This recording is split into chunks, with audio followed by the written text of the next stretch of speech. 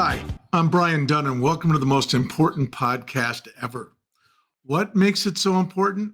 It's not about me, it's about you. This podcast is about ordinary people doing extraordinary things, the moments of resilience, the lessons learned, and the small acts that made a big difference. From retail floors to boardrooms, we'll share the untold stories that shape lives and careers. This week, our guest is Troy Amaris. Troy came into Best Buy, and he's going to tell you about his story when I was there. And Troy was a major player in our change implementation program. And Troy's going to talk about that. But Troy has a really interesting background that is quite germane to this time of year. So I'm so grateful, Troy, that you took time on short notice, because I said, I got to get my man Troy on the pod. So let's get started. Troy, welcome. Brian, thanks so much for having me. I can't think of anywhere else I'd rather be right now. Well, that's great. Maybe you could start by giving our audience a sense of your background, where you came from, and just how we ended up annoying so many people before and after meetings. Yeah, so I grew up in Rochester, Minnesota. Was the first to go away to college, and then had a relatively traditional. When I got out of college and graduated from St. John's, I went and had the 5-year prototypical corporate career with 3 different organizations, and then called an audible when I was 27 and was going to take a year of my life off that turned into 7, and went and coached college basketball at 4 different universities. And after I left coaching, got back into corporate America, which is where our paths crossed a handful of years later at Best Buy. And I stayed in the corporate space until 2017, and then have been in the consulting space ever since. But I would call it a relatively eclectic journey, if you will, Brian. I So what causes you at 27 to say, you know what? I'm going to go do this. I'm going to zig when everybody expects me to zag, right? Yeah, it's a great question. You know, what was interesting was all of the things I thought I went to college for, right? A job, regular income, a condo, a car, waking up every day, having a good gig. I had all those things. I was leading national sales for a local food company, and something just wasn't there. I always tell the story. Some folks have a midlife crisis. Mine must have come early. And at 27, I was struggling to find myself and go, this just isn't it. So I called my college coach up at St. John's and said, hey, would you take a volunteer for a year? I'm literally going to start over. So I sold the condo, gave the car back to the dealer, and bought a rusted out Subaru, and planned to go back up to St. John's and volunteer. But before that, I spent the summer coaching college basketball because I was going to volunteer up at St. John's, but I never coached before. So I just worked camps all over the country, and then transitioned up to St. John's for 1 year that subsequently turned into 7. But something was missing, and I wanted to switch, and what I thought would be 1 year fast forwarded to 7. I'm just going to interject here. I have 3 sons that went to St. Thomas that were Tommies, played Yeah, basketball. 2 of them played basketball. And you were a Johnny. So this shows that absolutely anyone can get along. that's exactly right. We're supposed to be sworn enemies, sworn rivals. That's right. Anyway, so you had the year at St. John's, then where did you go? Yeah, so what I did is I worked camps. So before I ever went to St. John's in the fall of '89, I worked camps. And I was all over the country, worked here locally, and then by random chance, a friend of a friend knew Brian Dutcher, now the head coach at San Diego State, wildly successful. He was an assistant at Michigan, so somebody knew him, got me into working camp, and I went there for 3 weeks and just worked summer camps and slept in a hot dorm. And I came back to St. John's for a year, and by day I worked in the career office, and by night I coached and I recruited. And I did that for a year, and I had no money. And after a year, I thought, you know what? I'm not going to make a career out of this, but I'm going to do it for 1 more year because I was having such a good time. So I went back to the same camps that second summer, and I was going to plan to come back to St. John's for a final year and then make my trip back to corporate America. When I went back to Michigan, I worked camps there, and one of the campers that they had me house in the dorm was a a recruit, a relatively high profile recruit, and they asked if he could room with me. Well, it turns out it was Jawan Howard. I had no clue who Jawan was. I'm at St. John's in Collegeville, so I don't know who these McDonald's All Americans are. So Jawan and I roomed together for a week, and from go, it became kind of big brother, little brother. And I worked camps and went back to St. John's. And I was going to finish up my year there. And a week before the season started, Brian Dutcher called me and he said, no cell phones back then. And he called me in the basketball office and he said, stay close to your phone. And honestly, I said, for what? And he said, well, we had a major shakeup on our staff. Our top assistant just left to go to Cleveland State and took somebody with him. Coach Fisher is going to call you and offer you a job. And I'm thinking, I'm in this thing for like a year or two, right? I'm going back to my day job. And my college coach looked at me and said, are you married? You got family? Is there something you're tied to? If they call, you got to go. So off I went. The next day they called. I was in the office Monday morning at 8 o'clock in Ann Arbor. And there you go. I'm an assistant coach. So I was there during what Michigan would deem a really bad year. They'd won the national title in '89. So we were at NIT first round losers my first year at Michigan, but we recruited a group of kids that became known as the Fab Five, and kind of the rest is history. And then when I came back my second year at Michigan, we went from being a decent team. We got a bunch of young kids, and there'll be a nice St. Thomas connection for you, Brian. We all of a sudden swept through the tournament to get to the Final Four, and what most folks don't talk about, we beat a bunch of senior laden teams. Back then, they had kids who stayed. Ohio State, Oklahoma State, Temple, and we were getting ready to come to Minneapolis for the Final Four with Duke and Indiana and Cincinnati. And we sat in a staff meeting. And because the Fab Five were becoming a thing, it was almost like traveling with the Beatles, or some rock band. So we sat in a staff meeting and said, we're going to practice at the Dome, but where are we really going to practice? Does anybody have any ideas? And nobody said anything. So I raised my hand and said, hey, I know a guy at St. Thomas. He recruited me out of high school, Steve Fritz. I bet I can make that happen. So turns out we practice at St. Thomas. And the irony is the current head coach of St. Thomas, who's been wildly successful, Johnny Tower, was an 18-year-old freshman at St. Thomas at the time. And the Fab Five kind of snuck into town. We went and practiced for a couple of hours and then went off to the Metrodome and got beat by Duke in the finals. First team in the championship, I believe, to start five freshmen. Yeah. Yeah. And they went through the whole year. They didn't start together. And it wasn't until we got we played at Notre Dame. And we were an okay team. I mean, we were young. We were turning the ball over. We were very up and down. We finally decided at Notre Dame to start them all. And we destroyed Notre Dame and then just started to build some momentum. And you really can't make it up. I don't think any of it was certainly predictable, but it was an incredible ride.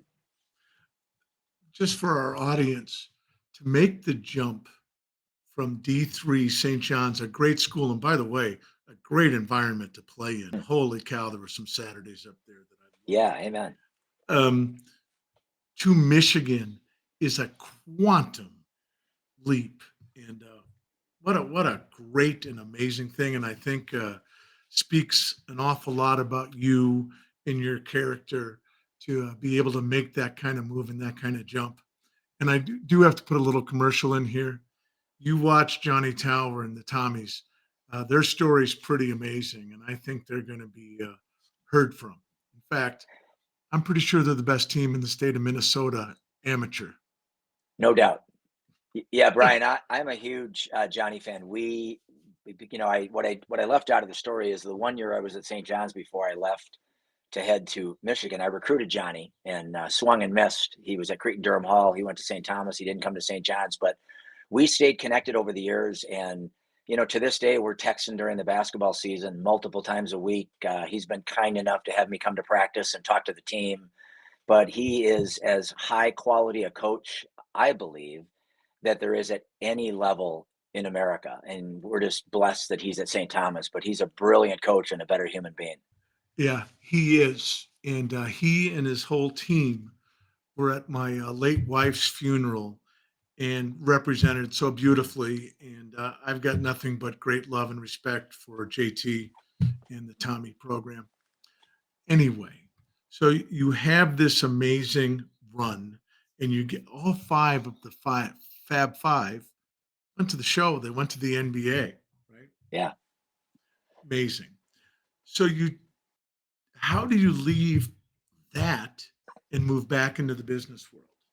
Yeah, so what happened after Michigan, my first year at Michigan with an NIT loss, they were coming after Coach Fisher and the staff, and it's just really not tolerated. Well, in 1 year you go to the Final Four, and now all of a sudden everybody thinks you're geniuses, all of us. So then I got my own job. I went to Vermont and was for 1 year I was at a Division III school out there, and then only stayed a year because one of my fellow assistants at Michigan left to take the head job at the University of Detroit, which is a gold mine for high school basketball. So I left to become the top assistant at the University of Detroit and stayed there for 3 years. And then thankfully in 1995, my sixth year of coaching, I met my wife when I was back in my hometown of Rochester. So finally in year 7, I got out of what I never intended to get into and then returned to the Twin Cities in 97 just to come back and back into corporate life again.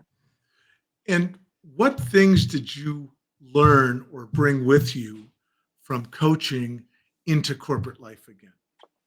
Boy, the one of the things I quickly learned was the parallels are massive.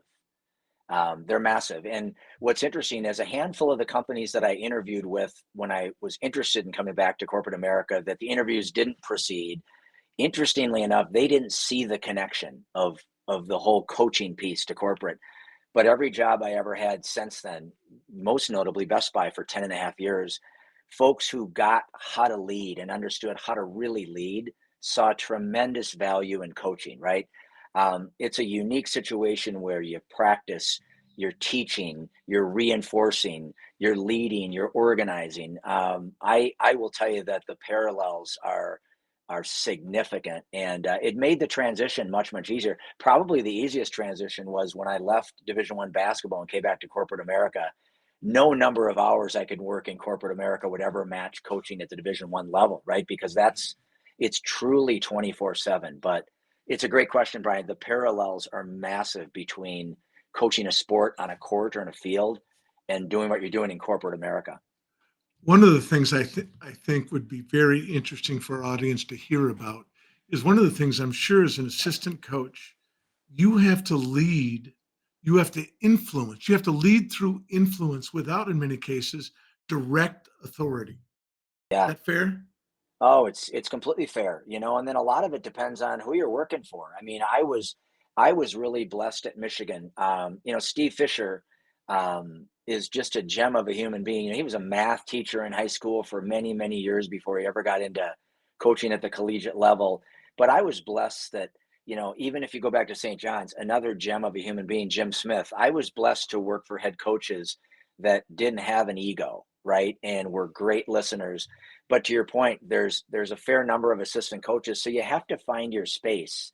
I think what made my transition to Michigan a little bit easier is in my first year at Michigan, and I think it was the last year you were allowed to do it. You can't scout anymore a team in person because now there's video, and it's the NCAA banned it because they were wasting money. But what helped me in that first year was I went from St. John's to Michigan, and because we were down a coach, they lost two coaches that year and only replaced two coaches with just me. So I took on the task of doing all of the advanced scouting.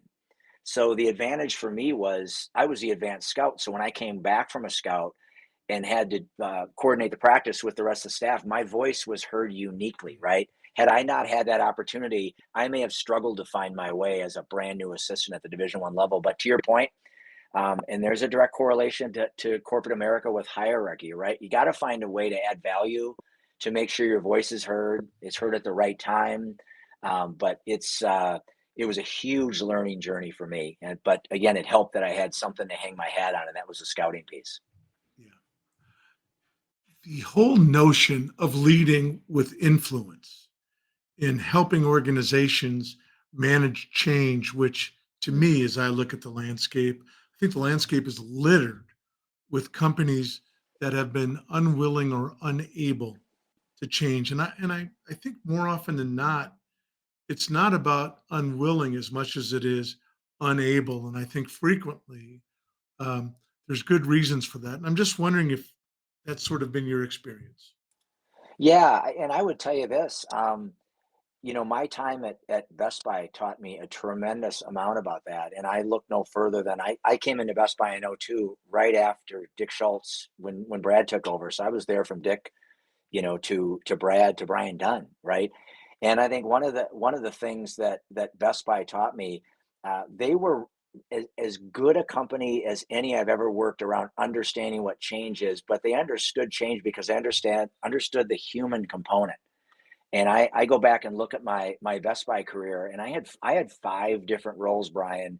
And if the average company would have relied on my track record, my resume, I likely don't get any of the 5 roles, whether it was a retail ops role, whether it was a role leading transformation, whether it was going off to China to lead an integration of Five Star coming into Best Buy or returning to the US to run HR.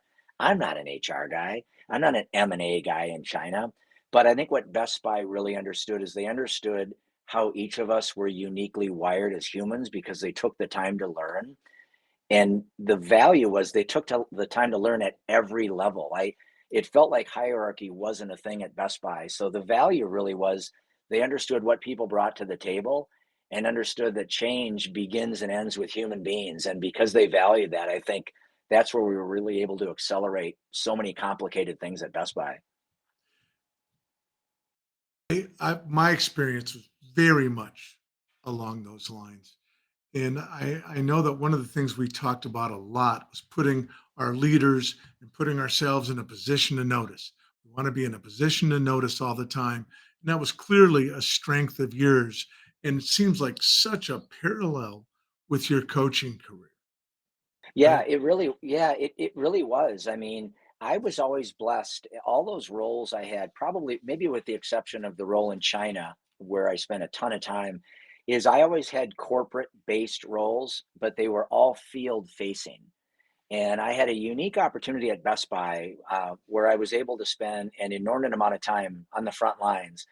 But then when I'd come back to the corporate office, I had access to folks like you and many other leaders. So I could see the connection that was being made. And one of the things that was glaringly obvious, and I would say, especially in my early days at Best Buy, that I took for granted was the leaders at the very top, from the CEO to the CFO and everybody else, were regularly in our stores. They were in a position to notice what was happening in the front lines. And not until I left Best Buy did it dawn on me that's just not a regular and normal thing. But it's you make the coaching parallel as a coach. You're in a position to notice your team 98% of the time. You're at practice, you're setting expectations around what you'd like done, your strategy. You're in a position to notice to see the players either doing it or not doing it and reinforce those things. So feedback is really specific when you're a coach. So there are so many parallels between the two, but yeah, I got spoiled working at Best Buy, and due respect to every organization after, once I left, I realized, wow, there are a lot of senior leaders who were seldom, if ever, in a position to notice, which led me to what I'm doing today, which is around trying to help organizations do a better job of that. And I want to talk about that in a minute. And I'm going to want to touch back on China. But don't you think, not only professionally, but in our lives, let's be in a Mhm. position to notice. Let's absorb. Let's embrace everything that's happening all around us. That's I right. just, I just think it's so overwhelmingly overlooked That's in right. business and in people's personal lives. I mean, being in a position to notice is a very powerful piece to put in your skill set, and I think it is something that you need to be purposeful about in life. That's exactly. Oh, well said. Well said, And Brian. anyway, I do want to talk about how long were you in China? So I was in China for 2 years. So it was interesting. My only I wish my the leader in that space that I worked very closely with was David Berg, who was the international COO. And my only I wish was I didn't have a chance to be part of the due diligence, but T minus a week, I think, before the deal got signed, he picked up the phone and said, "Hey, we'd like you to come and lead all of our post merger work." And of course, I said, "Post merger of what?" right? I had no idea about five-star, any of the context. So once the deal got signed, I became a regular in China. I think I made 10 to 12 trips in 2 years, but an absolutely incredible experience. Not only do you have the complexity of bringing two organizations together, you have two wildly different cultures. You don't speak the same language, so there was tremendous complexity. But boy, I learned more in those 2 years than I did in a lifetime about how to bring teams together and how to solve problems. Yeah. My trips to China were very illuminating, and Hmm. it's just so interesting in light of where we are now. I want to switch gears a little bit, and I hope you tell us a little bit about what you're doing now in your company and how you help businesses. Yeah, Brian, thanks for asking. So as I mentioned, and I do tell the story when I find new clients, they ask, where did this all start? And I am proud to be able to go back and say, you know what, when I was at Best Buy, in those early days, especially probably my first 8, 9 years, the Best Buy leaders just they knew they never stopped going to stores as they climbed the organization all the way to the top. But importantly, they never stopped knowing how to go to a store, right? No entourages, no executive assistants traveling by your side, right? But just engaging team members. So what I did when I left Best Buy is I went to work for Buffalo Wild Wings for 3.5 years, leading their operational excellence capability. Wonderful journey there. But what was uniquely different was a lot of the senior leaders spent far less time in the restaurants. It's just not something they did regularly.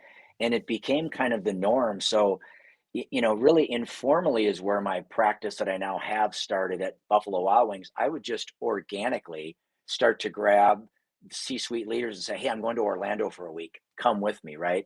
And we'd spend a week in their restaurants. So what I did after I left is I thought, there's an opportunity here to connect with companies. Now, most won't know that they're not as engaged with their front lines as they need to be, but I was very blessed that I had a consulting gig start in retail and then had an organization hire me to go do some work with a massive steel company in Texas. And then I had a couple healthcare clients. And in essence, what I do, Brian, is I go in and the industry does not matter. All the employees on the front lines, whether they're working in a steel mill, whether they're in a kitchen, whether they're selling CDs or something of the sort at Best Buy, or they're a nurse in a hospital, all the employees talk the same. They say, we're not sure what our leaders at the top actually do. We actually don't see them often. So I created this practice called position and notice. And what I do is I go into organizations. I ask for about 3 to 4 weeks to have the green light to just go out to their front lines and talk to people, mostly keep my mouth shut and just listen. And then what I do is go back and I start with the CEO of the organization. And one by one, I take each of the leaders out. Now, depending on the size and scope, if it's a local healthcare organization, I'll take a leader out for hours at a time. If it's an example of the steel mill where they're all over the country, I'll take a senior leader out for 3 to 4 days, right? But I literally teach or reteach folks how to go out, share their story with frontline team members, hear the frontline team member stories, ask simply what's working, what's not, what's getting in the way, and then just listen intensely. And I go through each of the C suite leaders. And by the time we've done that, you're probably 4 to 5 months in. And I share with the company, it's my time to leave now. And before I do, we need to take a single piece of paper out and you need to draft the new SOP. And every organization I've done this with, they agree on a cadence. So in the case of a healthcare client, they will say, listen, if you're going to be a C suite leader here, 60 days will never pass between your visit to a location. A location can never be fewer than X number of hours.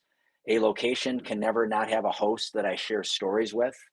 A location can't have me not walking the entire location, figuring out what's working and what's not. And we establish a cadence. And the beautiful part is, Brian, I will still hear to this day from clients I have, whether it's on the front line or whether it's with a proud C-suite leader who's a CFO saying, you know what, I never went to the front lines. And our new cadence is every 60 days. I haven't missed a 60-day window in 2.5 years. Or I'll hear a frontline team member say, I thought this was pie in the sky.